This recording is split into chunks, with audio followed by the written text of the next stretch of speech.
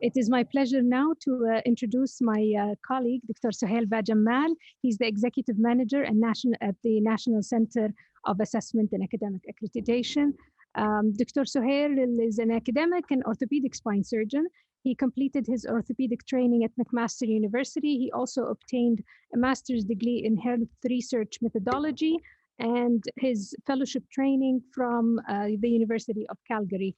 Besides his clinical career, Dr. Suhail has held many multiple leadership positions in academia, such as the Vice Dean for Academic Development, the Vice Dean for Research, the Director of the Medical Research Center, and he also launched many initiatives for patient safety, patient experience, such as establishing the Saudi Spine Society in 2014. It is my pleasure to introduce Dr. Suhail to present the transformation of academic accreditation in Saudi Arabia. Thank you, Your Excellency. Bismillah ar-Rahman ar-Rahim. In the name of Allah, the Beneficent, the Merciful, all praise due to Allah, peace and blessings be upon the Prophet Muhammad, his family and companions, Your Excellencies. Thank you for inviting me to participate in this conference. I ask for your permission to speak in English, as I was told that 60% are international guests. Thank you very much. This journey, I would say, on academic accreditation transformation in Saudi Arabia. The National Center for Academic Accreditation and Evaluation, we are the only entity in Saudi Arabia who is responsible for accrediting all higher education institutions. We are part of the Education and Training Evaluation Commission, the great institution that consists of more than 4 other centers responsible for the whole K-12 as well as vocational training. So with this background, I would like to briefly go over our journey and transformation that started early this year with the exceptional situation with the COVID-19 and all the challenges. We are truly honored to have the EDIC, the Education and Training Evaluation Commission, as an independent entity reporting directly to the Prime Minister. That gives the EDIC the independency in evaluation and assessment. So we'll start with the presentation. الزملاء الحاضرين باللغة العربية بإمكانهم تنزيل البرنامج العرض باللغة العربية وكذلك السماع للغة العربية في قناة الموقع. سنتحدث we'll talk briefly on the global higher education challenges. What are the challenges that shared by many countries, including Saudi Arabia? We'll go over the journey briefly of the academic accreditation transformation.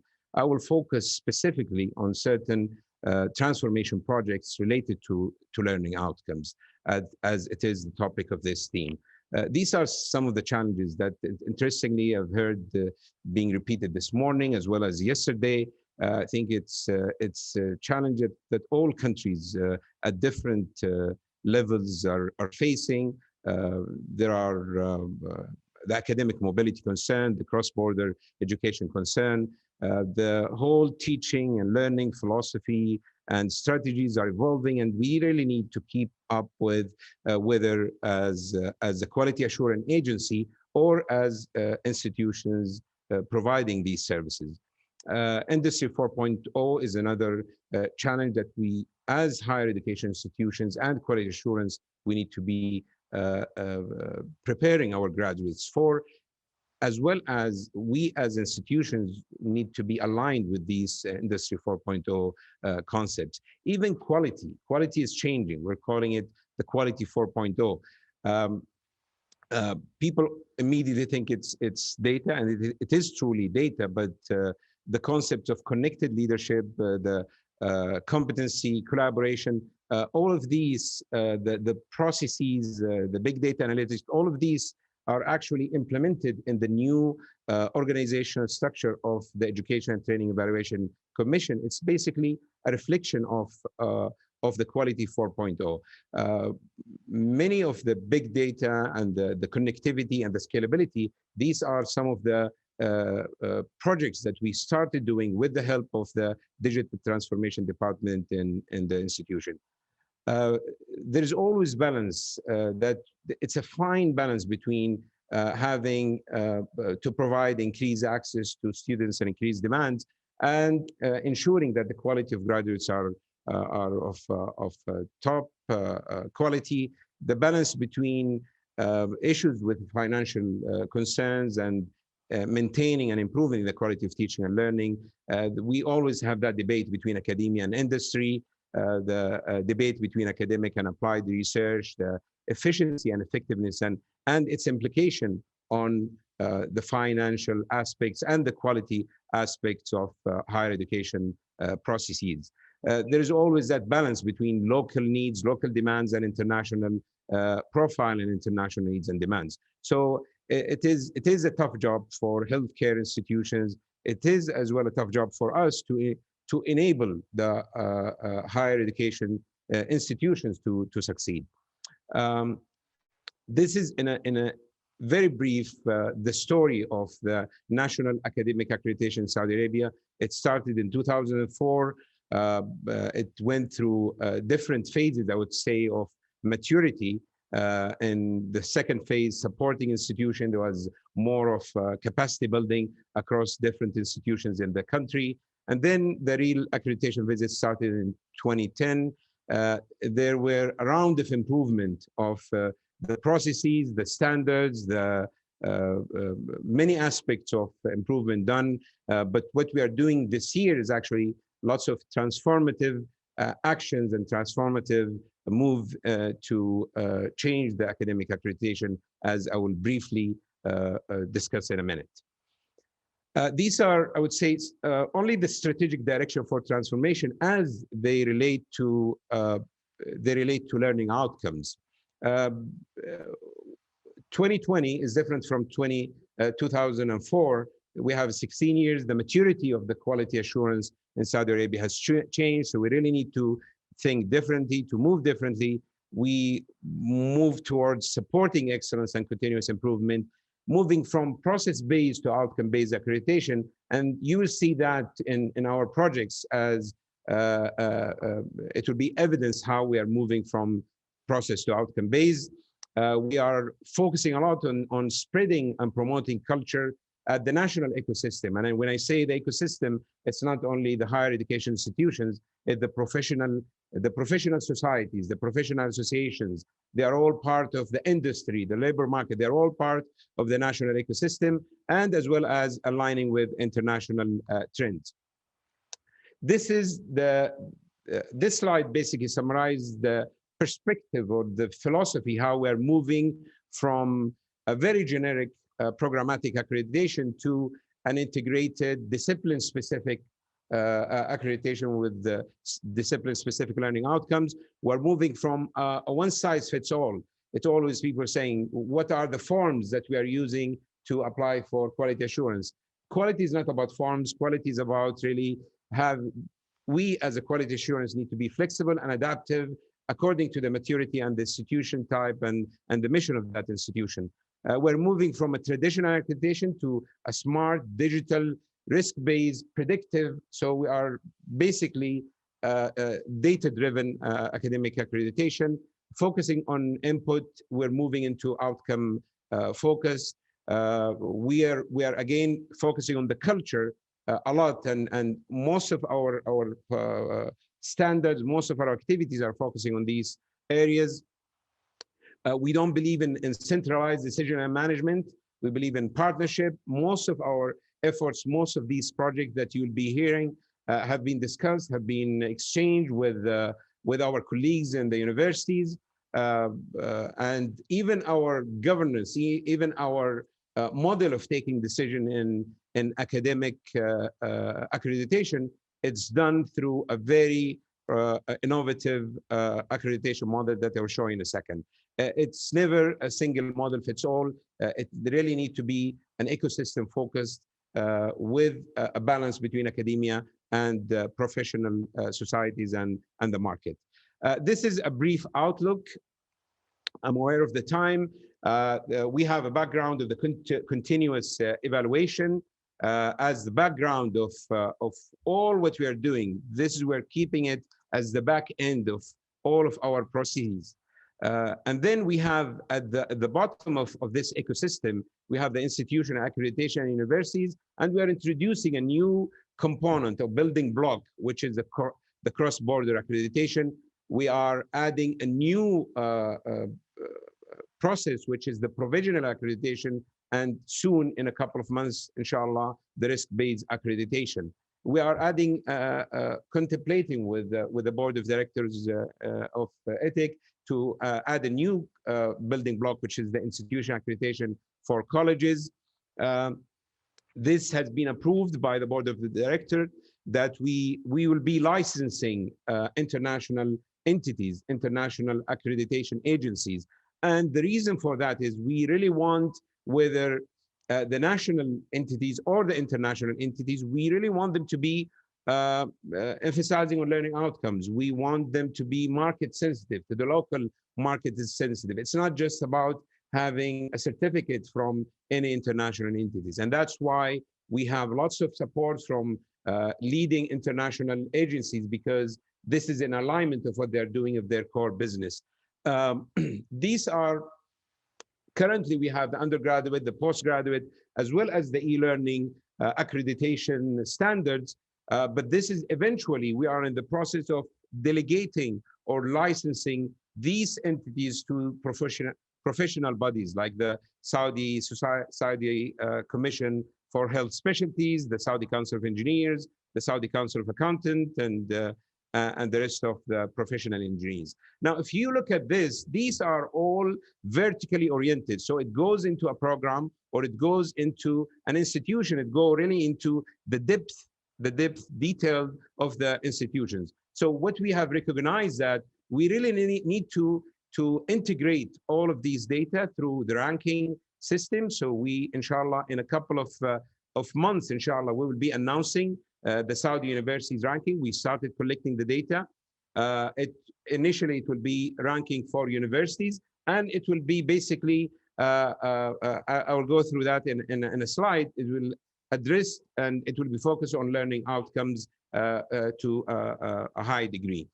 And this will this basically will complement the vertically oriented accreditation with the horizontally oriented ranking as well as evaluation systems.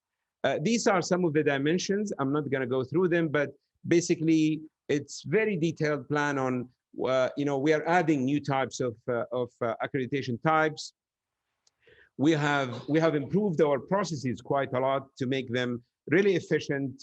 We did lots of process re-engineering. We're working with our colleague in the digital transformation to help us really go digital with the data warehouses. We're working on our standards according to international best practices. Our reviewers, we did the administration of training did a great job in doing lots of online and e-learning for our reviewers, and even they're going through the licensing. We're moving towards discipline-specific reviewing development. The governance, I will talk to that in a slide in a minute. We are investing a lot in communicating and improving our network with universities and colleges, and building really a customer relationship management, having a direct communication with the faculty and students and the community. These are brief examples. In each one of them, very briefly, in one slide, I will talk about what have we done for the accreditation standards. In 2004 to 2018, it was identical. The institutional and programmatic accreditation were identical, but in 2018 they were more specific for the programs accreditation. There were lots of process re-engineering done. There were new substandard on teaching and learning. Now in 2020, we are doing a transformation. We kicked off a transformation. We introduced the concept of provisional accreditation. We released and announced the e-learning and distance education standards. We kicked off a couple of weeks ago the key learning outcomes project. And as I mentioned, we are planning the risk-based accreditation. For the e-learning, we are working in harmony with the national e-learning system. They are doing the licensing aspect of the e-learning and distance education. And we are, as the National Center for Academic Accreditation, we will be doing the provisional accreditation and later on the programmatic accreditation. As far as it goes in the governance, on the left hand of the screen, you see the normal processes that we had till a couple of weeks ago, where in our visits, you will have an external review done by an independent team, a review panel who are really trained and they are independent from the NCAA. And then these reports are reviewed by an independent accreditation advisory committee. And then it comes to the executive director to sign these reports. But even with this model, we felt that in order to make it really more learning outcomes oriented, in order to engage the professional societies, in order to engage the market more, we have moved and we have changed and we have established discipline-specific accreditation council, where these councils, we have 5 of them initially, the health sciences, engineering, Arabic and Islamic, and humanities. And these councils basically will take the responsibility gradually into really taking over the responsibility in this discipline under the regulatory function of the NCAA and ETIC. The fourth point that we are really proud of launching with the help of the administration of standards. We have an independent administration here under ETIC. And the whole goal of this Key Learning Outcomes project is really to make discipline-specific accreditation visits, whether it's engineering, health sciences. It will help in selecting appropriate teaching models in the future. It will help in crossing that gap between academia and the labor market. It will help as a reference, as a national reference for exit exams and professional exams. So it will be an important cornerstone in future development for learning outcomes. The fifth point that we are really proud of is the Saudi universities ranking. As you can see here, a large percentage of these metrics or indices are based on objective learning outcomes oriented, whether it's the educational outcomes, the independent standardized exams, which, as I mentioned in my introduction, independent standardized exams need to be done by independent entities rather than by the universities themselves. We have, the employability. We are taking that into consideration, and I'd really like to thank all the national government entities who really helped us and collaborated with us in providing these data.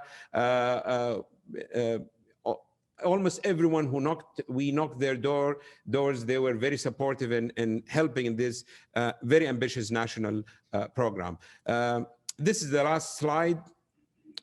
In addition to what I have mentioned of the academic accreditation, which is vertically, and the ranking, which is horizontally, cross-sectionally across the whole country, these evaluation studies are usually assigned to ETIC or to the NCAA by the Royal Court. These are some examples: evaluation of the preparatory year, evaluation of the learning quality in private institutes. We have completed these and submitted the reports to the Royal Court. And we have ongoing studies that we just started, like the quality of engineering education. It's a very high-level cross-sectional study. We will start soon on the quality of learning outcomes in private health sciences colleges. So I hope that I've covered these topics in 15 minutes and 45 seconds. We have talked about the higher education challenges and trends, overview of the transformation. And I would truly say, this is my last slide, definitely. This is my thank you slide. It's thank you for the 68 institutions who has always, they have been always very supportive of all of our challenges, all of our new initiatives. They will give us very neutral suggestions of improvement, and they will be very welcoming in accepting these new ideas. So a big thank you to all the 68 higher education institutions, and thank you very much, Your Excellency. Thank you, Dr. Suhail.